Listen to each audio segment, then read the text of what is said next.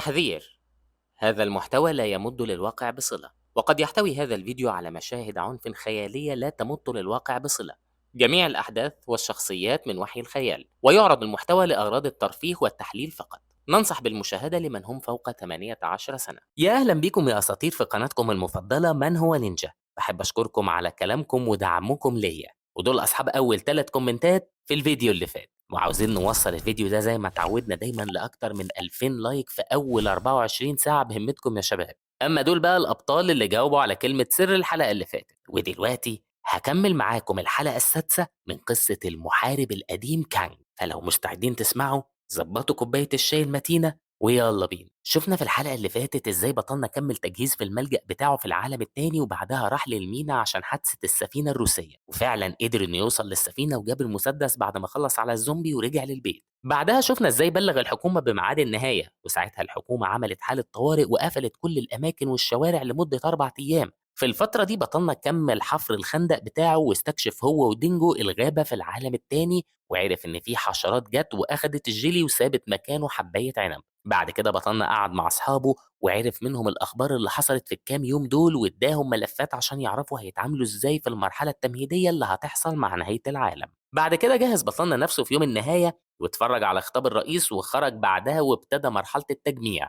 وهنا ابتدت أبواغ الزومبي تنزل على الأرض وتحول البشر لزومبي، وقدر بطلنا إنه يواجههم وخلص عليهم. بعد كده بطلنا خرج من العالم التاني بعد ما استريح شوية، وهناك قابل هاك وزميله اللي كانوا جايين يخلصوا عليه. وهنا بطلنا خلص هو على هاك، ولما جه زميله يطمن عليه كانوا الزومبي وراه وخلصوا هم عليه. في الآخر شفنا بطلنا لما شاف المجموعتين اللي بيتخانقوا في المبنى، وبعدها جهز دينجو عشان يهاجم المول ويخلي كل الزومبي اللي جوه يخرجوا، وكان مجهز بطلنا في الساحة بنزين وولع فيهم كلهم، وفي النهاية وصل لمستوى 11 وكسب الخانة البعدية. يا ترى عمل ايه بعد كده؟ تعال اقول لكم. بيعدي الوقت وبتكون حوالي الساعة 6 آخر النهار، وبيكون بطلنا خلص جمع الأكل والمواد من المتجر، وبرضه جاب مجموعة هاردات للكمبيوتر من المجمع السكني وجمعهم كلهم في وقت واحد عشان هو كان عارف إن المباني هتنهار. وبعد ما أنجز المهمة دي فتح بوابة ودخل الموتوسيكل جواها، وبعد ما دخل جوه العالم التاني غير بطلنا معداته اللي فيها معدن ولبس معدات كان مجهزها في ساحة التدريب اللي موجودة قريبة من الملجأ.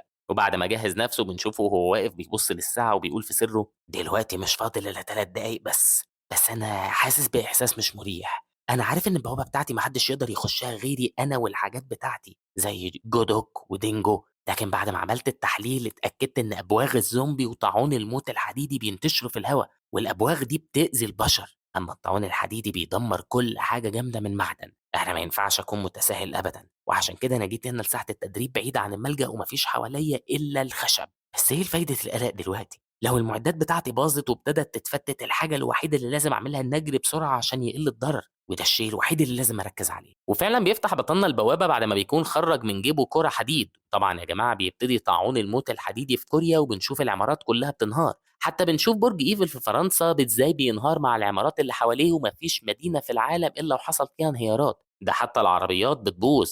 أصل الطاعون ده كان بيرجع الحضارة اللي بنوها البشر في لمح البصر للعصر الحجري. وبتظهر البوابة في الشارع وسط الدمار، وبيكون بطلنا واقف في العالم التاني وبيبص للدمار حواليه وبيقول: أنا كنت مجهز نفسي، بس معقولة كل ده حصل؟ ويا دوب بيخلص كلمته بيحصل انفجار رهيب قدامه، فبيسأل نفسه لو الانفجار ده في مستودع ذخيرة كتيبة المشاة. وهنا بيفتكر الكرة المعدن اللي في ايده فبيبص لها وبيلاقيها زي ما هي. طبعا بيستريح عشان بيفهم ان الطاعون ما بيقدرش يخش للعالم التاني، لكن بيكون شايف انه ما ينفعش يقول على الحاجة دي انها كويسة خصوصا بعد الدمار اللي شافه قدامه. وهنا بيرجع يقفل البوابة وبيقرر انه في الوقت الحالي هيلتزم بالخطة ويجهز نفسه. بعدها بيرجع للملجأ بتاعه فبيلاقي الخنافس اللي سرقت الجيلي واقفين قدام الباب وشايلين معاهم جزر، فبيقول لهم: هو مش السرقة المرة واحدة كانت كفاية؟ انتوا رجعتوا ليه؟ وبعدين ليه بتقدموا لي الجزر ده؟ هي دي هدية عشان تعتذروا ولا عاوزين تبدلوهم قصاد الجيلي؟ بيكون زعيم الخنافس اللي لونه احمر واقف قدام بطلنا وبيهز دماغه انهم عاوزين يبدلوا الجزر قصاد الجيلي. كمل بطلنا: ثانية واحدة، انا حاولت ان اكون لطيف معاكم بس واضح كده انكم بتتمادوا. لكن لما بطلنا بيبص لهم بيلاقيهم كيوت قوي، فبيقول: طب ايه رأيكم في الكلام ده؟ انا مش محتاج للاكل، انما محتاج للحاجات الغريبة او المميزة، فاهمين؟ بيبصوا له الخنافس وبيكون باين عليهم انهم مش فاهمين حاجة. فيكمل بطلنا: انتوا مهما كنتوا اذكياء فمستحيل اننا نعرف نتكلم مع بعض، وهنا زعيم الخنافس بيمسك خشبة في إيده وبيبتدي يرسم على التراب، وبعد ما بيخلص بيتصدم بطنة من اللي رسمه، بيقول له: هو أنت بتسألني لو ممكن إنكم تبدلوا المواد الخام قصاد الجيلي؟ طب ماشي، أنت لو جبت لي الحاجات دي فأنا موافق. هنا بطنة بيمد إيده عشان يسلم على زعيم الخنافس، لكن الزعيم بيضرب له إيده على جنب وبيتجمع مع الخنافس الباقيين وبيبتدوا يتكلموا ببعض. بعدها بيرفع إيده ناحية بطنة اللي بيسأله لو كان ده اتفاق، فبيظهر على الشاشة إن بطنة نجح في التواصل مع سرب الخنافس السوداء، وزعيم الخنافس دلوقتي بيطلب عقد. فبيستغرب بطنة من فكرة العقد عشان هو فاكر لما حصل بينه وبين جودوك ودينجو عقد ما كانش فيه داعي لطلب العقد، أصل الموضوع نجح مجرد أما حصل تواصل. يسأل نفسه لو إن الحيوانات الذكية دي ما ينفعش يعتبرها ممتلكات، وبيوافق على العقد على طول. فبيظهر على الشاشة إن الأطراف اللي في العقد هم بطنة وزعيم الخنافس السوداء وثلاثة من صحابه، وشروط العقد إن الخنافس هتجيب المواد الخام النادرة والأدوات الغير عادية، أما بالنسبة لبطنة فهيديهم جيلي البطاطس الحلوة. طبعا بيكون في ملاحظات ان بطلنا لو ما ضربش او اذى الخنافس فهيعتبروا الخنافس انهم ملكيه ليه، وانه ممكن تعديل العقد او انهم ينهوه على حسب الاتفاق. فبيستغرب بطلنا من شكل العقد عشان بيكون شايفه رسمي جدا بس غريب، بس بيكون عارف انه مش هيخسر حاجه، وبيقرر انه يمضي العقد، وفعلا بيظهر له على الشاشه ان العقد اتمضى وسرب الخنافس دلوقتي بقى ملكيته. طبعا بطلنا بيكون مستغرب من اللي بيحصل، وهنا بيطير زعيم الخنافس جنبه فبيبص له بطلنا وبيقول: انتوا هتروحوا تدوروا دلوقتي على المواد الخام؟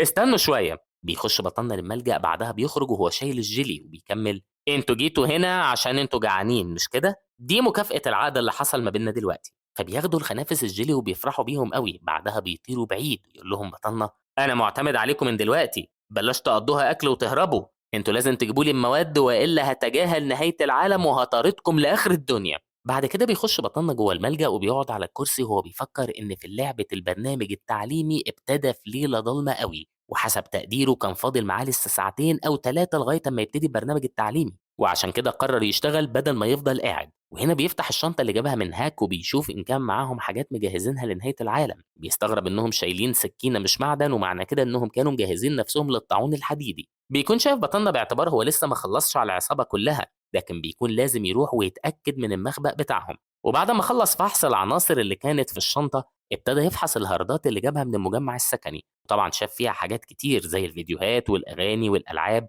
وتقريبا قبل ما بيخلص بشوية من فحص الهاردات اكتشف حاجة مش متوقعة، أصله شاف صورة مي وعرف إنها كانت عارضة، وبعد ما بيشوف الصورة بيقول: ما هو بصراحة بمظهر زي ده هيكون غريب لو كانت مجرد شخص عادي، لكن خلينا نحذف الصورة دي. بيبتدي بطلنا يفتكر لما كان قاعد مع مي من فترة وإزاي كانت بتقرب منه، فبيقرر إنه ما ينفعش يخلي الصورة دي عنده. وبعد ما بيحذف الصورة بيقف عشان يشوف مكافآت المستوى 10، وهنا بيفتح المتجر وبيبتدي يبص على المواد اللي فيه. لما بيشوف المواد وشكل المتجر بيلاحظ إنه شبه اللي كان في اللعبة، لكن بيكون شايف اختلاف في الأسعار، وهنا بيختار حاجتين بيكون رقمهم 6 و11 وبيشتريهم. بيظهروا قدامه على الترابيزة وبيكونوا عبارة عن حجر وجرعة، وبيمسكهم في إيده وهو بيفكر إنه يقدر يستخدم الثغرة اللي كانت بتشتغل في البرنامج التعليمي. بعدها بيقرر إنه يشوف موضوع الخانة البعدية اللي كسبها. لما بتظهر له على الشاشة بيعرف إنه بقى عنده فضاء بعدي مؤلف من 5 خانات ممكن يستخدمهم ويخزن فيهم حاجات، وفعلا بيظهرهم قدامه وبيكون شايف إن اللي بيحصل ده جنان. بيبتدي يحط حاجات في الخانات دي ويحضرهم عشان يستخدمهم، أصل في الحالة دي مش محتاج بقى إنه يجهز أسلحة ورا البوابة. وبعد ما بيجهز الأدوات في الخانات بيقول: ده بيتجاوز أي قوة والسمة اللي موجودة فيه في مرحلة متأخرة من اللعبة. دينجو، احرس البيت كويس، أصل الأخ الكبير هيروح دلوقتي عشان يخلص البرنامج التعليمي ويرجع على طول. وفعلا يا جماعة بيفتح بطلنا البوابة وبيخش فيها وبنشوفه بيظهر في الشارع وبتكون الدنيا ضلمة جدا، فبيقرر بطلنا إنه هيعتمد على ضوء القمر ومهارة استشعار التضاريس وهيحاول يكمل طريقه، لكن فعلا ما بيقدرش يشوف أي حاجة قدامه. فبيفتح الخانة 3 وبيخرج منها الكيس واللي بيكون فيه عنب الظل، والعنب ده بيزود الرؤية الليلية، وفعلا بياخد بطلنا حباية منهم وبيظهر له على الشاشة إن الرؤية الليلية عنده زادت لمستوى معين. طبعا هنا بتنور عينين بطلنا وبيقدر إنه يشوف قدامه وبيكون مصدوم من الحكاية دي، وهنا بيقرر إنه يروح لمكان آمن، أصل بيكون في قدامه مجموعة من الزومبي، وبيكون بطلنا فاكر إن في خصائص اللعبة لما تكون واجهة اللاعب وحشة ساعتها لما بيكون في أحداث ما بتتعرضش، إنما البرنامج التعليمي بيكون مختلف، أصله بيتولد جدار الزومبي متحرك،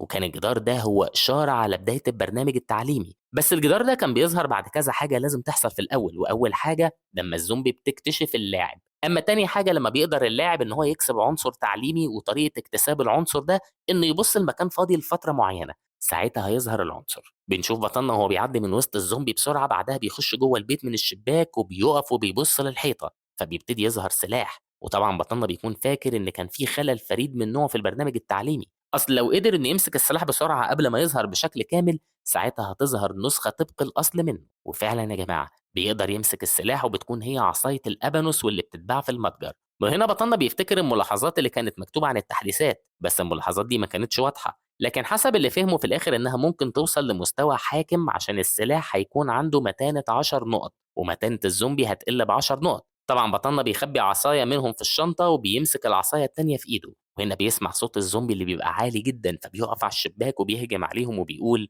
ما تستعجلوش قوي، هو أنا صحيح مش عايز أشوفكم، لكن أنا هفضل شايفكم دلوقتي لغاية أما أزهق منكم. بعد ما بيكون بطلنا خلص على واحد منهم بعد ما ضربه بالعصاية الجديدة على دماغه، بينزل وسط الزومبي وهو بيفكر إن في مجموعة طرق عشان يخلص البرنامج التعليمي، وواحدة منهم إنه يخلص على أي زومبي يظهر قدامه. وفعلا بيبتدي بطلنا يخلص عليهم واحد ورا التاني، لكن برضه بيكون فاكر إن في طريقة تانية، واللي هي إنه يخترق جدار الزومبي. بيظهر عدد كبير من الزومبي متجمعين مع بعض، بيقربوا من بطلنا اللي بيجري ناحيتهم وبيبتدي يضرب فيهم بالعصاية، لكن بيلاحظ إن عددهم كبير جدا وما بيقدرش يقاوم هجومهم مع بعض، فبينط بسرعة لورا وبيثبت نفسه على الأرض وبيقول: الظاهر إني ما أقدرش أخلّص الجدار ده زي بايك وجو، بس مش مشكلة، أصل الاستراتيجية بتاعتي هي إني ألاقي الزعيم وأخلّص عليه. وفعلًا يا جماعة بيحط العصاية على ضهره وبيبتدي يجري بعيد عن جدار الزومبي. فضل بطلنا يجري يجري من غير ما يقف، وطبعًا هو ما كانش بيدوّر على الزعيم بشكل عشوائي، أصله بيكون فاكر إن دايمًا في نقطة وصول ضمن منطقة البرنامج التعليمي، لمّا بيوصل اللاعب ليها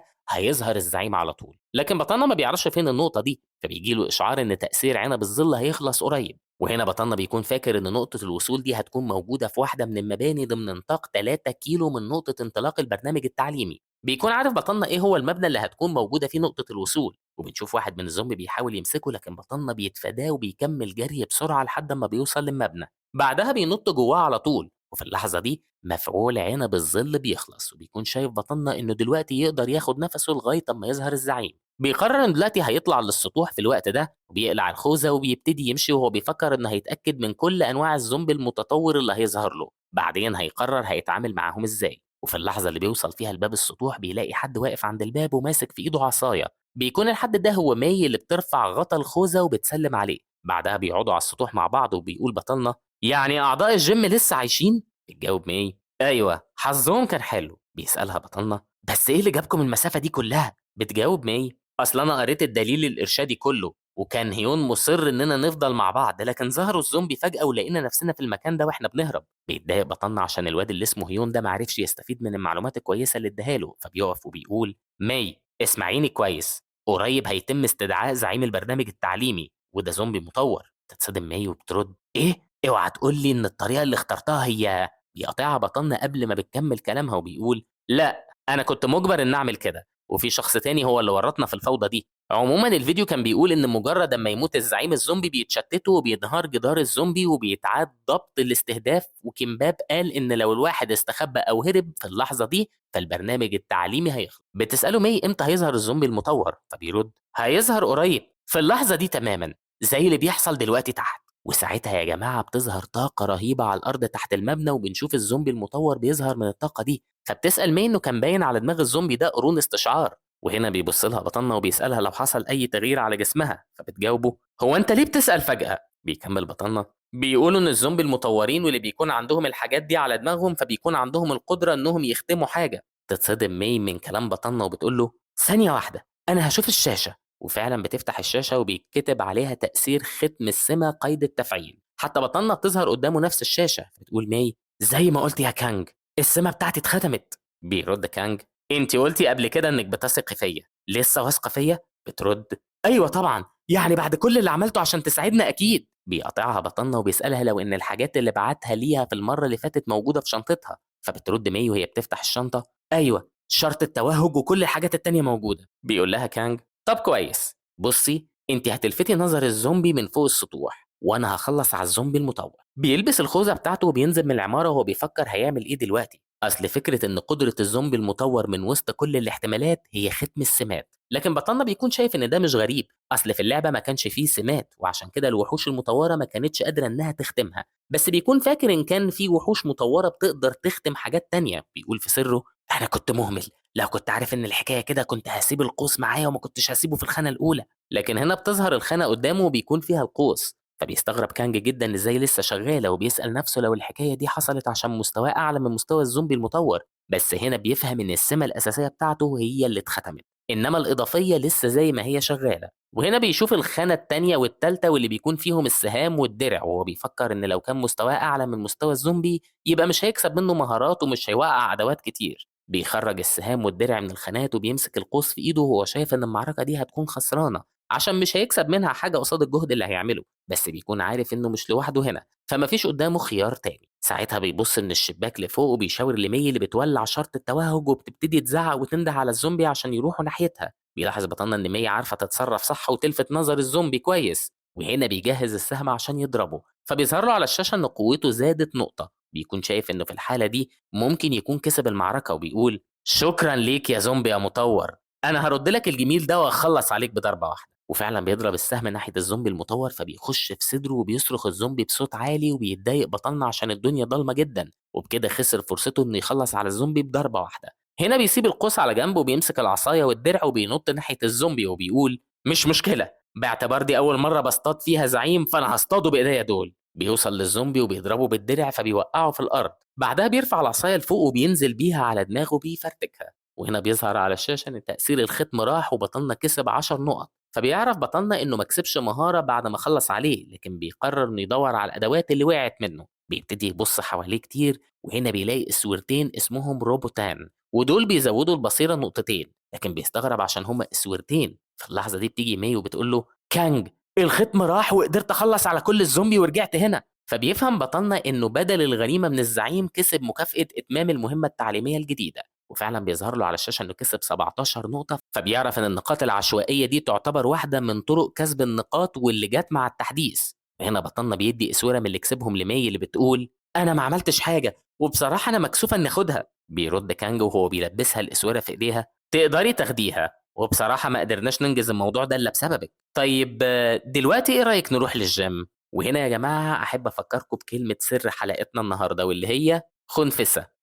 بعد شوية بيوصلوا للعمارة اللي فيها الجيم وبتقول مي: كانج، باين العمارة مايلة شوية مش كده؟ بيحط ايده بطلنا على الحيطة وبيقول: ايوه، في مقاطع الفيديو كان باين ان العمارات اللي بتوصل ل8 ادوار او 5 على الاقل بتكون كويسة. وحتى لو ما كانتش العمارة دي خطر دلوقتي، بس الاحسن اننا نغير المكان، اصل لو العمارة دي بتميل بسبب سوء البناء فممكن انها تنهار في اي لحظة. ترد مي: مفهوم، انا هبلغ صاحب الجيم بالموضوع ده. بيكمل كانج: كويس، لمجرد اما الكل يتجمع هنقدر اننا نتناقش في النظام القاتل. وهنا بيقطعوا جون اللي بيكون واقف فوق وبيقول: كنت عارف انك هتفضل عايش. بيوصل بطلنا قدامه وبيسلم عليه وبيقول له: انا مبسوط عشان انت ما تحولتش لزومبي. بيجاوب جون: يا واد يا شقي، يعني ما تعرفش تقول حاجة عدلة ولو لمرة واحدة؟ يلا بينا نخش جوه ونتكلم، اصل انا عندي حاجات كتيرة قوي عايز اقول لكم عليها. وعلى فكرة هيون هنا برضه. بعد ما بيخشوا للجيم وبيقعدوا وبيحكي بطلنا على اللي حصل، فبيقول جون: ايه اللي بتقوله ده حصل بجد؟ يعني قدرت تهزم زعيم المرحلة التعليمية اللي بيختم السمات؟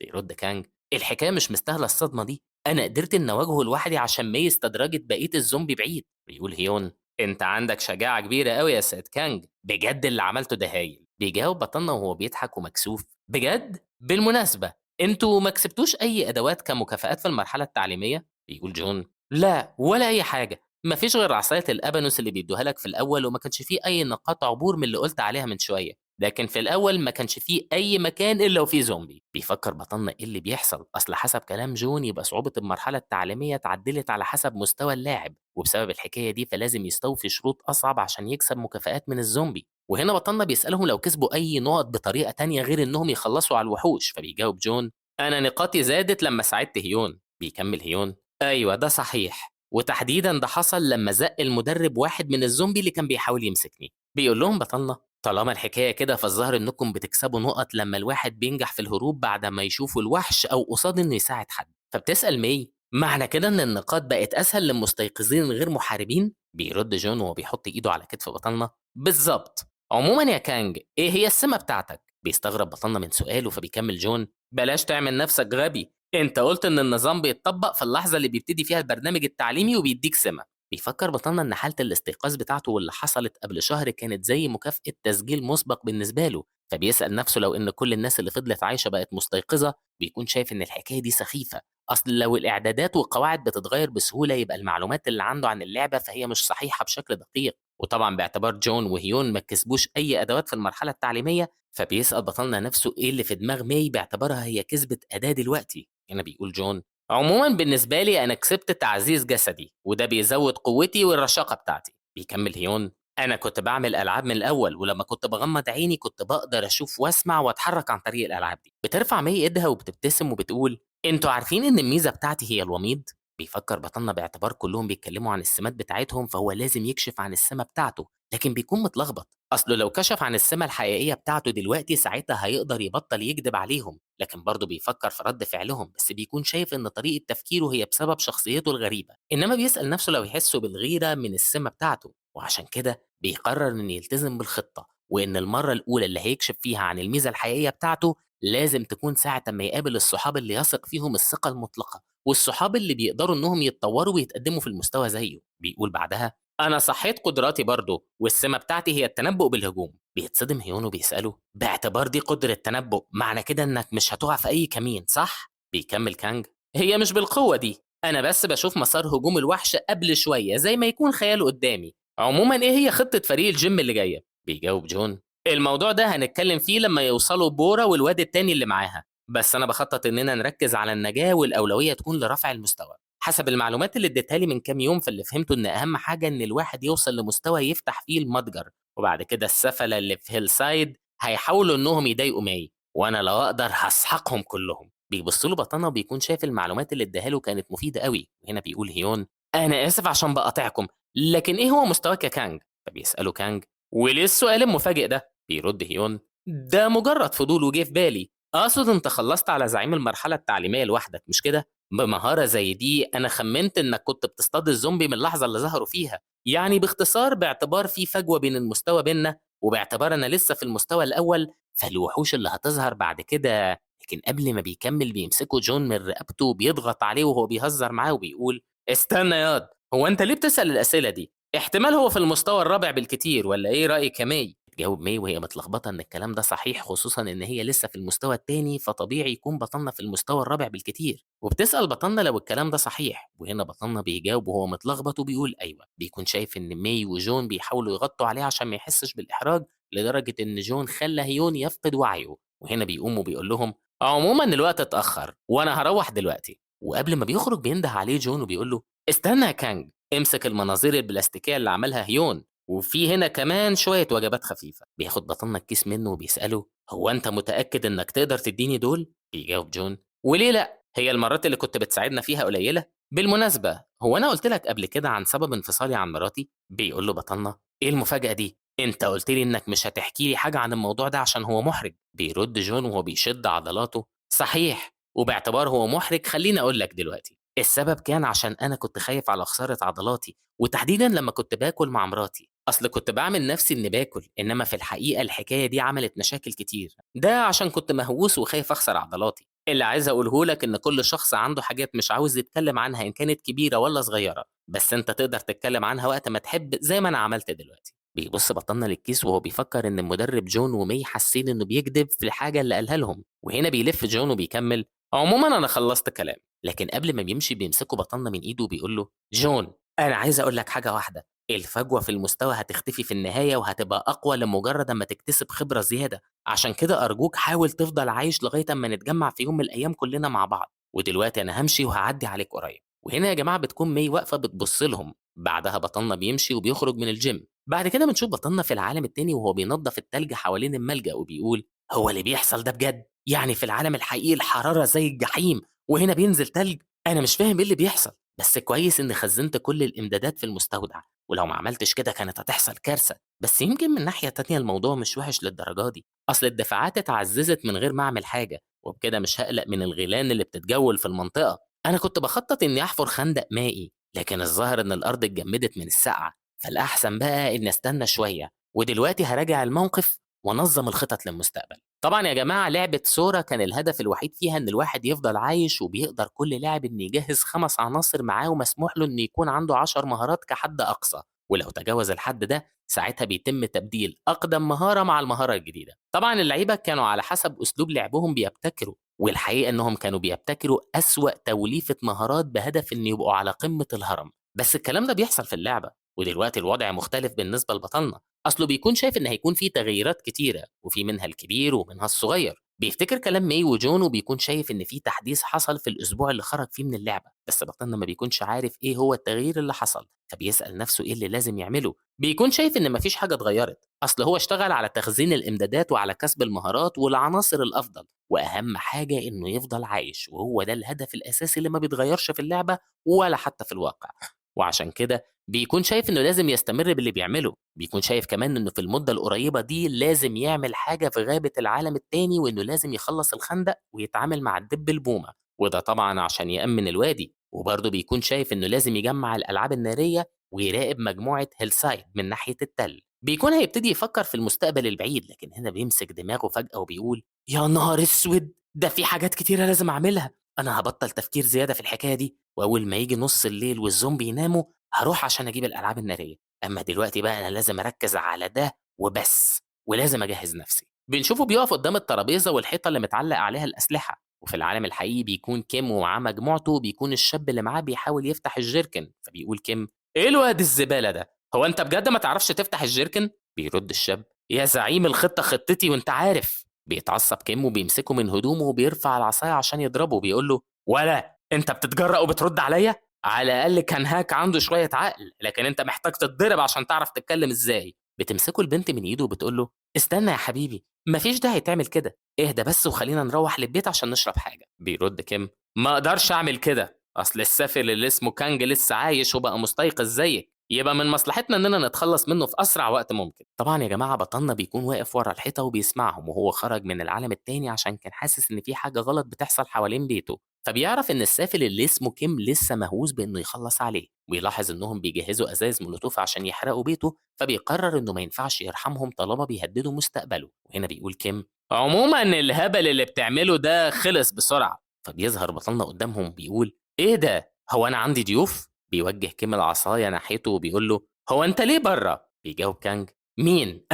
أنا خرجت عشان أجمع الألعاب النارية. بيسأله كيم: أقصد أنت ليه خرجت في الوقت ده بالذات؟ بيرد عليه: عشان الزومبي كائنات نهارية وهم بيناموا بالليل، وتقدر إنك تتحرك براحتك طالما تقدر تبعد عن الحراس والهياكل اللي بيظهروا بالليل، ولا إيه رأيك؟ بيضحك كيم وبيرد: هو ده السبب الحقيقي اللي بيخليني أكره المبتدئين. في شرط إضافي عشان يظهروا الحراس والهياكل، أصل لازم يكون مستوى اللاعب 7 أو أعلى، ومستوانا دلوقتي 5، يعني الحراس دول مش هيظهروا. بيرد كانج: باين إنك عملت أبحاثك بشكل كويس، بس ما جاش في بالك إن المعلومات اللي اداها لك هاك ممكن تكون غلط. بيسأله كيم يقصد إيه، فبيرد بطلنا: مالكش دعوة، لكن بسببك دلوقتي خطتي اتغيرت وقررت إني أهجم على المخبأ بتاعكم قبل ما أجمع الألعاب النارية. بيتصدم كيم وبيقول له: هو أنت اتجننت؟